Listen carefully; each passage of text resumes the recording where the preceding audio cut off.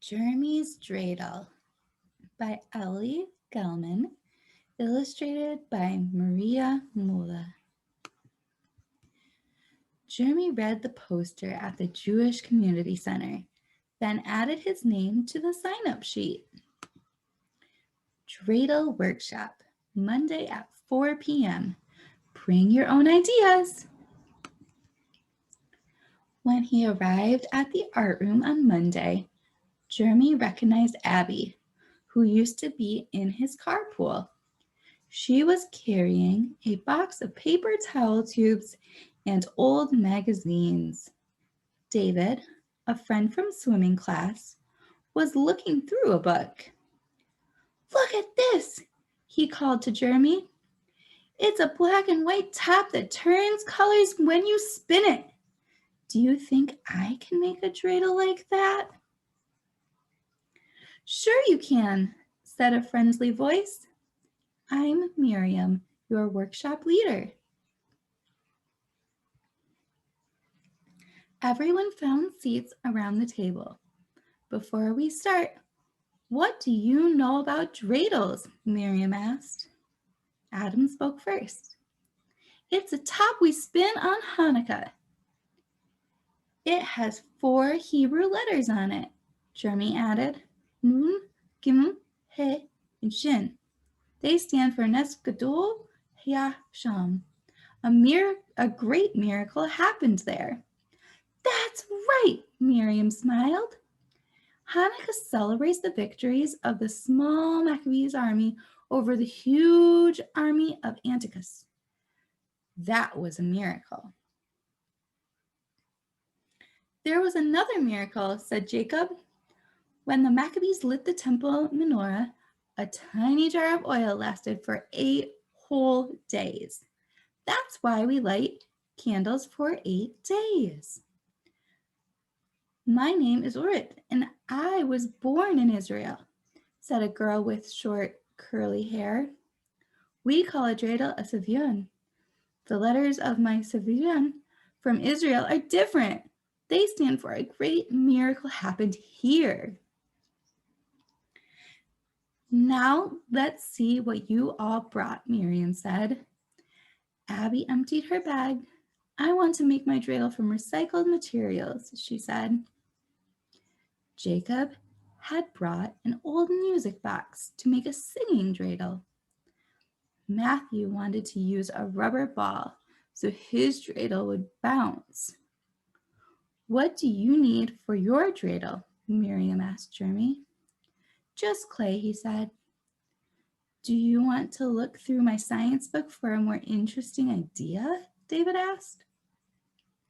"No, thanks," Jeremy replied as he returned from the supply closet with a lump of gray clay. "I have a great idea already. My dreidel is a surprise for someone." Jeremy began rolling, pounding, and softening the clay. David tried to keep his mind on sanding his wood, but he couldn't help looking over at Jeremy. He wondered what kind of surprise someone could make from a lump of clay. Soon Adam became curious too. He peeked over Jeremy's shoulder. "Look at this," he called out. A group gathered around Jeremy as he carefully molded tiny dots onto one side of his dreidel.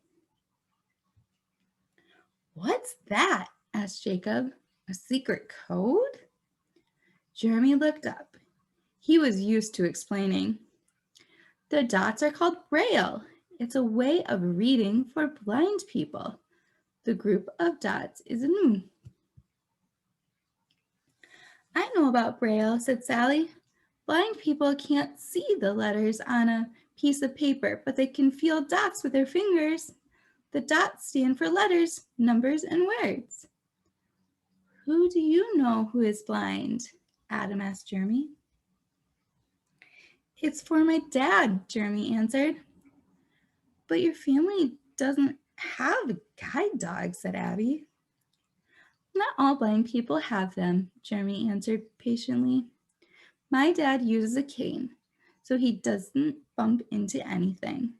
and he has a tiny GPS that tells him when to turn right or left in a new place. How can he help you with your homework? Wondered Orit. The same as any dad, explained Jeremy, only with fancy equipment. He uses a laptop with tiny pegs that pop up and down to make the Braille letters. He can read exactly what I see on the screen, so he knows if I'm really working or if I'm playing a video game. If I send him a text message, his cell phone reads it to him.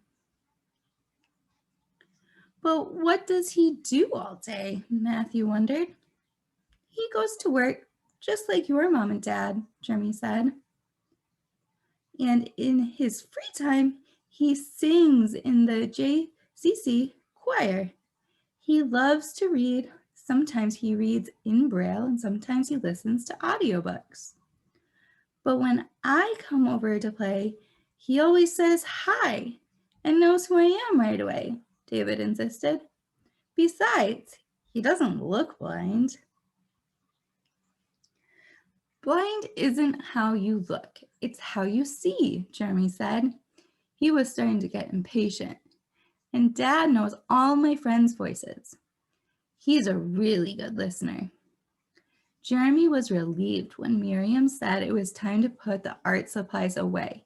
He didn't want to answer any more questions. On Wednesday, Miriam made an announcement. The art department wants to put some of your dreidels in the lobby showcase, but there's only room for 3. Let's vote for the ones we like best. A few minutes later, Miriam announced the winners. Jacob's musical dreidel, Abby's environmentally friendly dreidel, and Jeremy's Braille dreidel. Abby and Jacob beamed as the others congratulated them, but Jeremy slid down in his seat. What's wrong, Jeremy? Asked Miriam, surprised at his reaction. You still don't understand, he said sadly. My dad can't see my dreidel, and if it's locked behind glass, he won't be able to play with it either. The room was quiet. Then Abby said, Jeremy is right. Why do we need our dreidels in a showcase? Dreidels are meant to be played with. Let's put up posters inviting people to join us in a dreidel game instead, Jacob suggested. Dreidel games, Sunday at 2 p.m. That Sunday, families gathered at the JCC for the Hanukkah celebration. They enjoyed latkes and jelly donuts made by the cooking class. The drama club put on a play about Judah Maccabee, and the choir sang Hanukkah songs. The dreidel table was busy as people picked up instruction sheets and joined in the games. Babies pulled the strings on Jacob's dreidel to hear the music. Children sat in a circle to spin Abby's recycled dreidel. And Jeremy sat with his father, smiling proudly as kids and grown-ups took turns playing with his Braille dreidel.